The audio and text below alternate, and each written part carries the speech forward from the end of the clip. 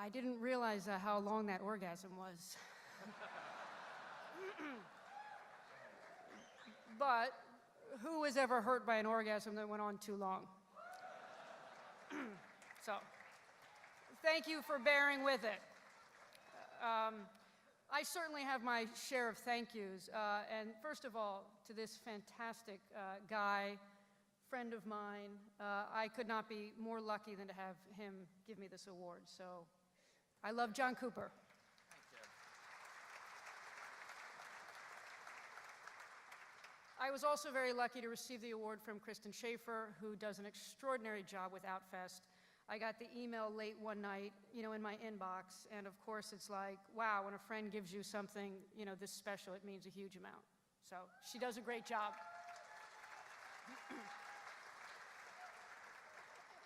And of course I want to thank Outfest for the Career Achievement Award, and I would name all the amazing people who already won it, like Gus Van Sant and Christine Vachon and John Waters, and my sexual escapades with them, but somebody already beat me to the punch. So I'm very happy to be following in their footsteps. So basically, I was in San Francisco a few weeks ago during Pride, right after the landmark Supreme Court decision, and man, that was one hell of a gay party. They literally shut the town down. We couldn't get, on or off the bridge, and it was extraordinary. As I looked out at the sea of people, all different colors, gays and straights, I was really shocked by how far we've come. And in particular, how far we've come even since Boys Don't Cry, which takes us to the 1990s. I was once a broke queer artist living in New York City. There you go, a lot of my friends are out there. When you could still be broke and living in New York City. And my buddies were pretty much the same. We were so broke that during the sweltering summers, we would all cram into one room of the person who actually had an air conditioner. We did reuse aluminum foil and put it back in the box. And I did have about 2 pounds of quarters that sometimes I would put in my pocket and stretch out my pants because my phone was routinely turned off because I was making Boys Don't Cry. And New York still had payphones. Those were back in the days, for those of you who are my age. We all lived in a 2-mile radius in the East Village, known as the Lesbian Ghetto. We went to Meow Mix, to the Clit Club, to Squeeze Box, to the Cock. We shared the wealth. We did that a few nights a week. It was a great time. Of course, the gay boys lived across town in the more expensive West Side, which was nicer, and none of us ever went above 14th Street. Lesbian chic hadn't happened, new queer cinema was going on, but gay movies still hadn't really crossed over, and we pretty much made our work, I would almost say blind to the mainstream and really out of sight of the mainstream. So, and I think that really was a privilege, because I have a love for both mainstream and non-mainstream movies. So back in those days, making Boys Don't Cry certainly was a dream come true. It was relentlessly hard, as I'm sure the films that you guys are making are, but I can assure you, as every movie is. My colleague, director Danny Boyle, reminded me on the first day of prep on my recent film, Carrie, inch by motherfucking inch. And nothing was truer. It took 5 years and 3 times to make Boys Don't Cry. It was under budgeted and overscheduled. We ran out of money in post, and we miraculously, thanks to these guys, managed to sell it at Sundance on a 20-minute trailer to Fox Searchlight. And thank God, for movie studios that really support independent film, because they protected that movie, and it's as queer as can be, and it had a hard R. So just when I thought my job was done, when the movie came out, Christine Vachon, my producer, came to me, and she had this huge book, and it had all these pages in it, and she said, these are all interviews. And this is the next part of your job. You have to sell this movie, and you have to represent. And she said, don't ever turn down an interview, and I never have. Now, I actually thought that our movie might open at the Two Boots Theater. Well, on First Avenue and First Street, there's actually a Two Boots Theater right out here, which is kind of crazy. Back then, you would buy a ticket, get a slice of pizza, get a free video, and that was that. So I was fine with that. And I was actually extraordinarily surprised, as we all are, when Boys Don't Cry was embraced by the country and when Hillary and Chloe got Oscar nominations, which we were very lucky for. And I had only seen the Oscars once because I didn't have a television. But the one thing that I knew was that it was about dressing up for the red carpet. The men wore tuxedos, the ladies wore dresses, and the most often asked question was, who dressed you? I also knew that if you were dressed poorly, commentators like Joan Rivers would tear you apart, stamp disaster on your face, and put you in the New York Post.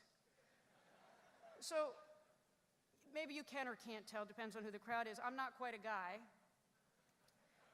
and I certainly ain't a lady.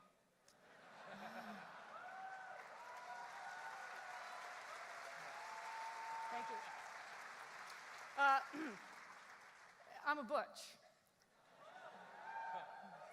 And I like to think an old school butch. So that means I dress somewhere between a girl and a boy, a tomboy, and I definitely dress up to take the ladies out, but I'm married, so to take that lady out. I couldn't afford expensive clothes back then, and if I went with the clothes that I had, I definitely would have been underdressed, and if I wore the standard gown or the tuxedo, I would have been cross-dressed.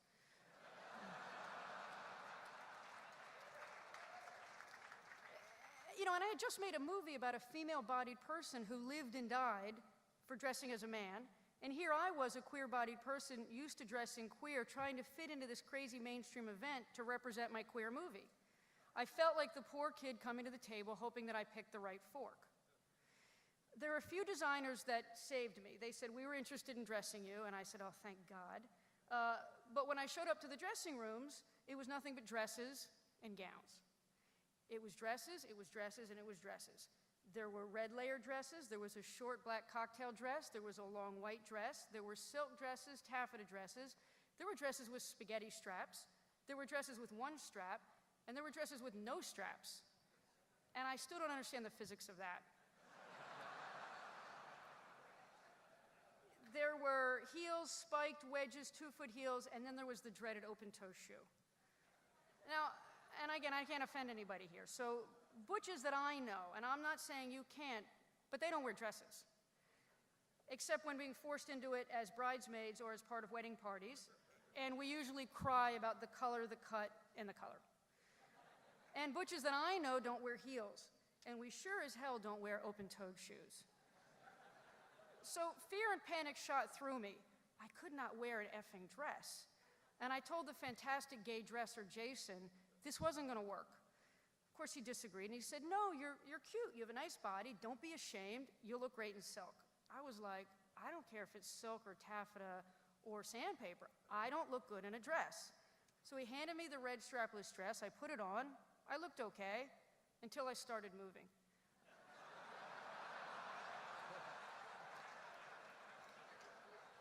I didn't realize it until then, but I clenched my hands, and I carry all my weight in my shoulders. I move like a football player in a dress. The shoes were worse, and any attempts to get me to walk like a lady were worse than Dustin Hoffman and Tootsie. Just to get graphic, because I didn't know this, I leaned too far forward, forcing my toes to hang out the front of the shoes.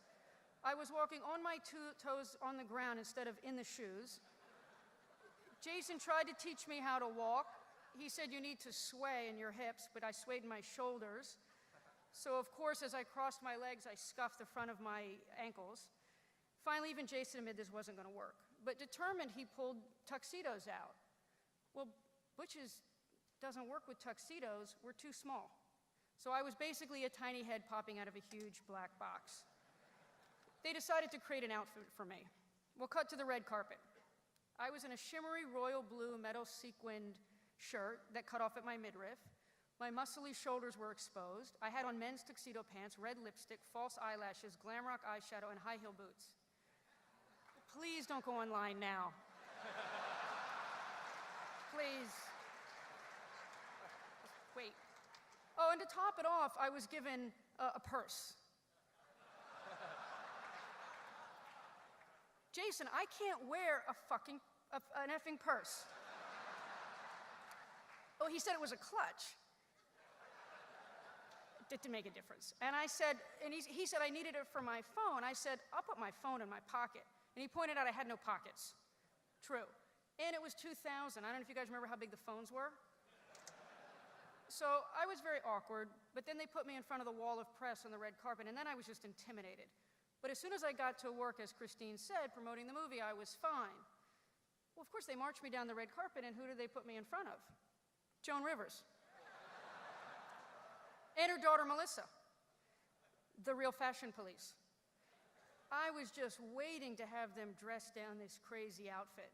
And instead, they asked me about the movie and how I found Hillary. Well, that was good territory. I said, we looked for 3 years, and we looked at every transsexual and every butch lesbian in the country who was interested. Many of them I knew. Many of them are in the audience today. To tell the story of a woman who lived as a man. All of a sudden, my huge clutch started vibrating, and I pulled out my huge phone, and it was my buddies from New York.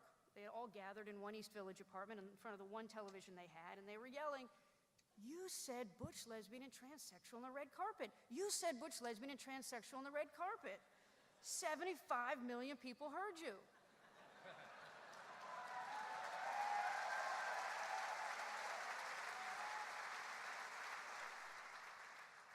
As I was walking out, of course, my huge clutch vibrated, and that meant my phone was ringing, and that meant it was my buddies. And they said, "Dude, she won. We can't believe it." And then one friend said, "What's with that outfit? You're like something out of the evolutionary chain. You're like an amphibian. You're part fish. You're part dinosaur. You got a shirt from Vegas. You got tuxedo pants.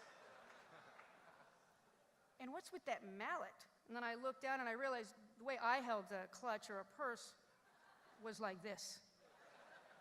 I said, "Are you going to club somebody?" So what was innovative and edgy and artistic to the mainstream was outright ridiculous to my queer friends. But it was a start for me. 14 years later, I feel a bit freer in the world, though I still get told by the occasional male producer or executive, "You're really an attractive woman. I think you're suppressing your femininity, and you really should embrace it." To which I can only say, wow, no femininity is being repressed here. Everything's on display. This is all I got. So I've been fortunate to make more movies, which is amazing for any director and obviously more amazing for a queer person and a woman. I just finished making my third feature, Stephen King's Carrie, about another amazing, lovable misfit who tries to be herself and get love and acceptance with very, very exciting consequences. And I'm actually really happy that my MGM studio head, John Glickman, is here tonight supporting Outfest and supporting queer filmmaking.